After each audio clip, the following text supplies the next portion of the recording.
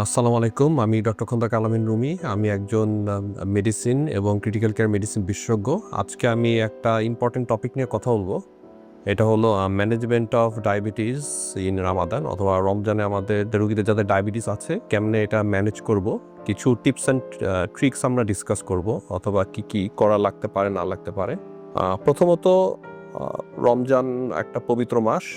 তো আমরা যারা মুসলমান আমরা সবাই চেষ্টা করি ওটা রোজা রাখার জন্য।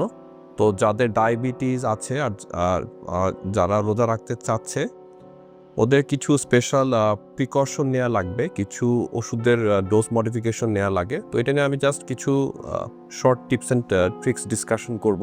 ডায়াবেটিসের জন্য কি ওষুধ আছে যদি আমি খুব শর্টে বলি, দু রকমের ওষুধ আছে যেটা আমরা মুখে নেই, আমরা বলি হলো অরাল মেডিকেশন অথবা ট্যাবলেট, আর একটা হলো ইনজেকশন, ওইটাও কয়েক প্রকারের আছে।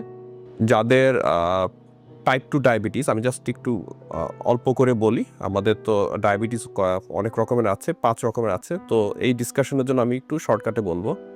যারা খালি ট্যাবলেটে ওষুধ নেয়, স্পেশালি আমরা ওদেরকে বলি টাইপ 2 ডায়াবেটিক পেশেন্ট, ওষুধ নেওয়ার সময় হবে হলো মেইনলি দুটো, একটা হলো ইফতারের সময়, একটা সুহুরের সময়, সেহরি যেটা।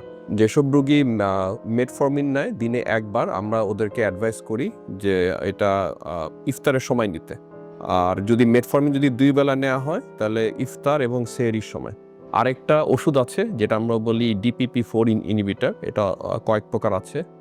ফর এক্সাম্পল ট্যাবলেট লিনাগ্লিপটিন, যেটা দিনে এক বেলা নেওয়া হয়। এটা যদি রুগী যদি এটা নিয়ে থাকে তাহলে এটা অবশ্যই ইফতারের সাথে নিবে, খাবারের সাথে অথবা খাবারের জাস্ট ইমিডিয়েটলি আগে।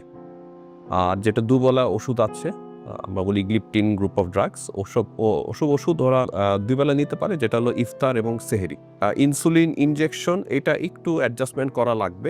নর্মালি ইনসুলিন 3 ভাবে নেওয়া যায়, যেটা দিনে 3 বেলা, রাতে 1 বেলা, অথবা দিনে 2 বেলা, অথবা দিনে 1 বেলা। তো এটা নির্ভর করে পেশেন্টের 24 ঘন্টা ইনসুলিন চাহিদার উপরে। তো যাদের ইনসুলিন নেওয়া লাগে আমরা তখন বলে দেই যে ইনসুলিনটা জাস্ট ইফতারের সময়, যদি এটা রেগুলার ইনসুলিন হয় তাহলে খাবারের 20 মিনিট থেকে আধা ঘন্টা আগে, আর যদি র্যাপিড অ্যাক্টিং ইনসুলিন হয় তাহলে জাস্ট খাবারের 5 মিনিট আগে, কয়েক মিনিট আগে, আর জাস্ট খাবারের ইমিডিয়েটলি আগে। যারা রোজা রাখে ওদের যে টোটাল যে 24 ঘন্টা খাবারের ইনটেক, এটা রোজা মানে যেটা এর আগের তুলনায় খাবারের যে ক্যালোরি ইনটেক এটা কমে যায়। এর জন্য আমরা কিছু ইনসুলিন ডোজ অ্যাডজাস্ট করতে বলি। ইনসুলিন যেটা আছে আমি যদি আরও একটু ভেঙে বলি, একটা আছে শর্ট অ্যাক্টিং আর একটা আছে longer acting insulin. Shorter acting insulin যেটা দেয়া হয়, এটা দেয়া হয় জাস্ট খাবারের আগে, যে খাবারের পরে যে ব্লাড সুগার যে বেড়ে যায় ওইটা কন্ট্রোল করার জন্য। আর যেটা লঙ্গার অ্যাক্টিং ইনসুলিন, এই খাবারের যে মাঝের যে সময়, সারা দিনের যে ব্লাড সুগার ওইটা নিয়ন্ত্রণ হয়।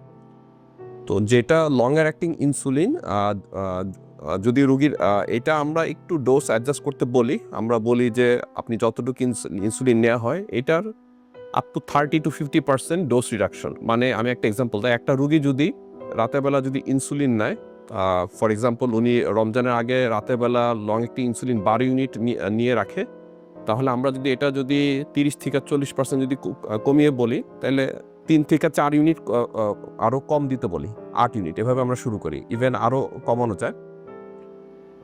আর ইফতারের টাইমও আমরা অনেক সময় যদি দেখি যে ওনার ব্লাড সুগার যদি মেপে চেক করা হয় যে ব্লাড সুগার বেশি কমে যাচ্ছে, আমরা কিছু ডোজ রিডাকশন করি। তো এটা অ্যাকচুয়ালি ডিপেন্ড করে যে ওনার খাবারের পরিমাণের উপর আর কতটুকু ইনসুলিন নেওয়া হচ্ছে। আমি জাস্ট কিছু এক্সাম্পল দিয়েছি। ইনসুলিন এবং আর যেসব রোগী দুটাও নেয়, মুখের মানে অরাল ট্যাবলেট প্লাস ইনসুলিন, ওসব রোগীদেরও আমরা বলি যে এটা যেন ওই ওষুধের টাইমিংটা যেন ইফতার এবং সেহরির সাথে যেন ম্যাচ হয়, যেন ব্লাড সুগার হঠাৎ করে যেন না কমে যায়। আর আমরা রুগীদেরকে কিছু স্পেশাল অ্যাডভাইসও দেই যেন ফলো করতে, যেন রুগীর ইফতার অথবা সেহরির পর খাওয়ার পর রুগীর মাথা ব্যথা হয় নাকি, রুগী বুক ধরফর করে নাকি, রুগী বেশি দুর্বল লাগে নাকি। যদি রুগীর অতিরিক্ত দুর্বল লাগে, মাথা ব্যথা হয় অথবা বুক ধরফর করে, তখন এটা ইন্ডিকেট করে যে রুগীর ব্লাড সুগার কমে যাচ্ছে, তখন ওষুধের কিছু ডোজ কমানো লাগে। আর অবশ্যই রোজা রাখার সময় ব্লাড সুগার চেক করা যায়, তো এটাও আমরা টার্গেটে রাখতে বলি। বাট সব কিছু নির্ভর করে রুগীর কি কোন প্রকার ডায়াবেটিস আছে এবং রুগীর কি ওষুধ নিচ্ছে এবং রুগীর লাইফস্টাইলের উপর এবং রুগীর ফিজিক্যাল অ্যাক্টিভিটি কতটুকু পরিশ্রম করে, তো সব কিছু মিলিয়ে যেন পেশেন্ট সব কিছু যেন কন্ট্রোল রাখতে পারে। এটা একটু কমপ্লিকেটেড টপিক, আমি জাস্ট কিছু এক্সাম্পল দিয়েছি।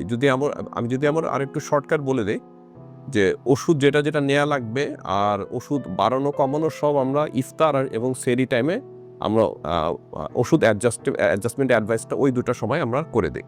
আপনাদের স্বাস্থ্য বিষয়ে সচেতন করার জন্যই আমাদের এই আয়োজন। তাই প্রতিনিয়ত স্বাস্থ্য বিষয়ে বিভিন্ন টিপস পেতে আমাদের চ্যানেলটি সাবস্ক্রাইব করুন এবং বেশি বেশি লাইক ও শেয়ারের মাধ্যমে সবাইকে আমাদের সঙ্গে সংযুক্ত হবার সুযোগ করে দিন।